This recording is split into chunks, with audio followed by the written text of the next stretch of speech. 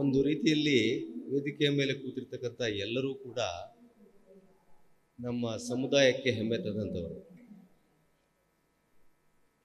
ನೇಗಿಲ ಕುಲದೊಳಗಡಗಿದೆ ಕರ್ಮ, ನೇಗಿಲ ಮೇಲೆಯೇ ನಿಂತಿದೆ ಧರ್ಮ ಅಂತ ಕುವೆಂಪು ಹೇಳ್ತಾರೆ. ಯಾಕೆ ಹಾಗೆ ಹೇಳ್ತಾರೆ ಅವರು ಅಂದರೆ, ಹೆಸರನ್ನು ಬಯಸದೆ ಅತಿ ಸುಖ ಕೆಳಸದೆ ಬರೀ ಕಷ್ಟದಲ್ಲೇ ಒಂದು ಸಾಕ್ಷಾತ್ಕಾರವನ್ನು ಕಾಣುವಂಥ ಸಮುದಾಯ ಒಂದಿದ್ರೆ ಅದು ರೈತ ಸಮುದಾಯ.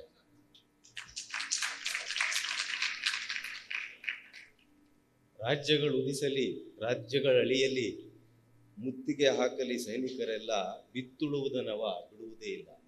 ಇಂಥ ಒಂದು ಜಿದ್ದಿನಿಂದ ಭೂಮಿಯನ್ನು ಕೃಷಿ ಮಾಡಿ ಬೆಳೆ ತೆಗೆದು ಇಡೀ ಲೋಕಕ್ಕೆ ಅನ್ನವನ್ನೀಯುವಂಥ ನಮ್ಮ ಸಮುದಾಯದ ಸದಸ್ಯರಾಗಿ ನಾವೆಲ್ಲರೂ ಹೆಮ್ಮೆ ಪಡಬೇಕು.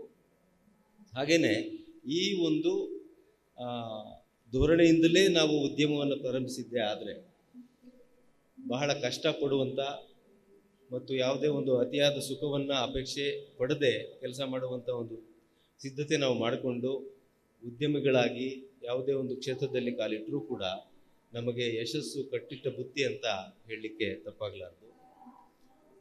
ವೈದ್ಯರು ಭಾಳ ಜನ ಆಗಿದ್ದಾರೆ ನಮ್ಮ ರಾಜ್ಯದಲ್ಲಿ. ಇಡೀ ದೇಶದಲ್ಲಿ ಅತಿ ಹೆಚ್ಚು ವೈದ್ಯಕೀಯ ಕಾಲೇಜುಗಳಿರ್ತಕ್ಕಂಥ ರಾಜ್ಯ ನಮ್ಮದು.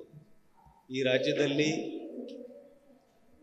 ಒಕ್ಕಲಿಗ ವಿದ್ಯಾರ್ಥಿಗಳು ಬಹಳ ದೊಡ್ಡ ಪ್ರಮಾಣದಲ್ಲಿ ವೈದ್ಯರಾಗಿ ಹೊರಗಡೆ ಬರ್ತಾ ಇದ್ದಾರೆ.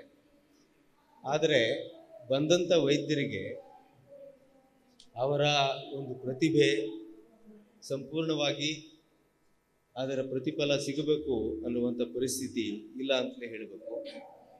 ಯಾಕೆ ಅಂತ ಹೇಳಿದ್ರೆ, ನಮ್ಮಲ್ಲಿ ಎಲ್ಲೋ ಒಂದು ಕಡೆ ಒಂದು ಅಳುಕಿದೆ. ಎಂಟರ್ಪ್ರೈಸಿಂಗ್ ಕ್ವಾಲಿಟೀಸ್ ನಮ್ಮಲ್ಲಿ ಇಲ್ಲ. ನಾವು ಏನಾದರೂ ಉದ್ಯಮವನ್ನು ಶುರು ಮಾಡಿದರೆ, ಒಂದು ಆಸ್ಪತ್ರೆಯನ್ನೇ ಹುಟ್ಟಾಕಿದ್ದಾದರೆ ಅದರಲ್ಲಿ ಯಶಸ್ಸನ್ನು ಕಾಣ್ತೀವೋ ಇಲ್ವೋ ಅಂತ ಅಪನಂಬಿಕೆ ಭಾಳ ಜನಕ್ಕಿದೆ. ಇನ್ನೊಂದು ಕಾರಣ ಏನು ಅಂತ ಹೇಳಿದರೆ, ಭಾಳ ದೊಡ್ಡ ಫೈನಾನ್ಷಿಯಲ್ ಬ್ಯಾಕಿಂಗು ಕೂಡ ನಮ್ಮ ಸಮುದಾಯದ ವಿದ್ಯಾರ್ಥಿಗಳಿಗೆ ಇರೋದಿಲ್ಲ.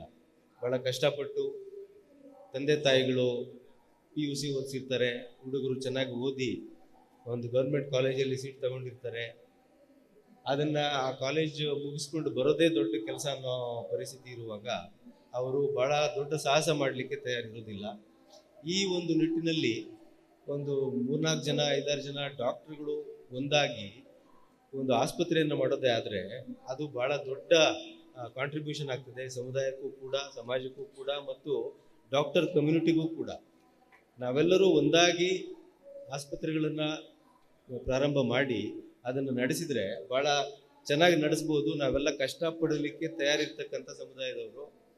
ರೈತನಿಗಿಂತ ಕಷ್ಟ ಬೇರೆ ಯಾರೂ ಕೊಡೋದಿಲ್ಲ. ಅಷ್ಟು ಒಂದು ಡೆಡಿಕೇಶನಿಂದ ಕೆಲಸ ಮಾಡೋ ಸಿದ್ಧತೆ ನಮ್ದು ಇರುವಾಗ ನಾವು ಅದನ್ನು ಉಪಯೋಗಿಸ್ಕೊಳ್ಬೇಕು.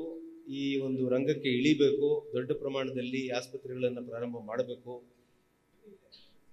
ಆಮೇಲೆ ಒಂದೊಂದೇ ಒಬ್ಬ ಡಾಕ್ಟರ್ ಒಂದು ಚಿಕ್ಕ ಆಸ್ಪತ್ರೆ ಮಾಡಿದರೂ ಕೂಡ ನಡೆಯೋದಿಲ್ಲ. ಈಗ we have to compete with the corporate world. 100 beds, 150 beds, 200 beds ಈ ರೀತಿ ಕೆಪಾಸಿಟಿ ಇರುವಂಥ ಆಸ್ಪತ್ರೆಗಳನ್ನು ಮಾಡೋ ಅವಶ್ಯಕತೆ ಇದೆ. ಇದು ಆಗಬೇಕು ಅಂತ ಹೇಳಿದರೆ ಒಬ್ಬಿಬ್ಬರ ಕೈನಲ್ಲಿ ಆಗೋದಿಲ್ಲ. ಒಂದು 10 ಜನ ಸ್ಪೆಷಲಿಸ್ಟ್ಸ್, ಬೇರೆ ಬೇರೆ ಸ್ಪೆಷಾಲಿಟಿ ಇರುವಂಥ ಸಮುದಾಯದ ಡಾಕ್ಟರ್ಗಳು ಒಂದು ಕಡೆ ಸೇರಿ ಒಂದು ದೊಡ್ಡ ಆಸ್ಪತ್ರೆಯನ್ನು ಶುರು ಮಾಡ್ತೀವಿ ಅಂತ ಅಂದ್ಕೊಂಡ್ರೆ, ಎಲ್ಲರೂ ನಾವು ನಿಸ್ವಾರ್ಥವಾಗಿ ದುಡಿತೇವೆ, ಆಸ್ಪತ್ರೆಯನ್ನು ದೊಡ್ಡದಾಗಿ ಬೆಳೆಸ್ತೇವೆ ಅನ್ನುವಂಥ ಒಂದು ಸಿದ್ಧತೆ ಮಾಡಿಕೊಂಡ್ರೆ ಭಾಳ ದೊಡ್ಡ ಒಂದು ಅಚೀವ್ಮೆಂಟ್ ಮಾಡಲಿಕ್ಕೆ ಅವಕಾಶ ಆಗ್ತದೆ. ನಾವು ಬೇರೆ ನೆರೆ ರಾಜ್ಯದಿಂದ ಬಂದು ಇಲ್ಲಿ ಹಾಸ್ಪಿಟಲ್ ಮಾಡ್ತಾ ಇರೋರು ನೋಡಿದ್ದೇವೆ. ಬೇರೆ ಬೇರೆ ಹಾಸ್ಪಿಟಲ್ಸ್ ವೆಲ್ ನೋನ್ ನೇಮ್ಸ್ ಇಲ್ಲಿ ಬರೋದನ್ನು ನಾವು ನೋಡಿದ್ದೇವೆ. ಆದರೆ ನಮ್ಮವರೇ ಮಾಡಿದಂಥ ಆಸ್ಪತ್ರೆಗಳು ಭಾಳ ದೊಡ್ಡದಾಗಿ ಬೆಳೆದಿದ್ದನ್ನು ನಾವು ನೋಡ್ತಾ ಇಲ್ಲ. ಈ ಒಂದು ನಿಟ್ಟಿನಲ್ಲಿ ಸಮುದಾಯದ ವೈದ್ಯರು ಕಾರ್ಯಪ್ರವೃತ್ತರಾಗಬೇಕು, ದೊಡ್ಡ ಪ್ರಮಾಣದಲ್ಲಿ ಆಸ್ಪತ್ರೆಗಳನ್ನು ಸ್ಟಾರ್ಟ್ ಮಾಡಬೇಕು ಅನ್ನುವಂಥ ಒಂದು ಮಾತನ್ನು ಹೇಳಿ, ನಿಮ್ಮೆಲ್ಲರಿಗೂ ಕೂಡ ಉದ್ಯಮಿ ಒಕ್ಕಲಿಗರಿಗೆ ಮನಪೂರ್ವಕವಾದ ಒಂದು ಶುಭಾಶಯಗಳನ್ನು ಹೇಳ್ತಾ ನಾನು 2 ಮಾತುಗಳನ್ನು ಮುಗಿಸ್ತೇನೆ. ಹೆಚ್ಚು ಹೆಚ್ಚು ಮಾತಾಡೋದು ಸರಿಯಾಗುತ್ತೆ. ನ್ಯೂಸ್ ಫಸ್ಟ್, ನಿರ್ಭೀತಿಯಿಂದ ನಿಮ್ಮ ಪರವಾಗಿ.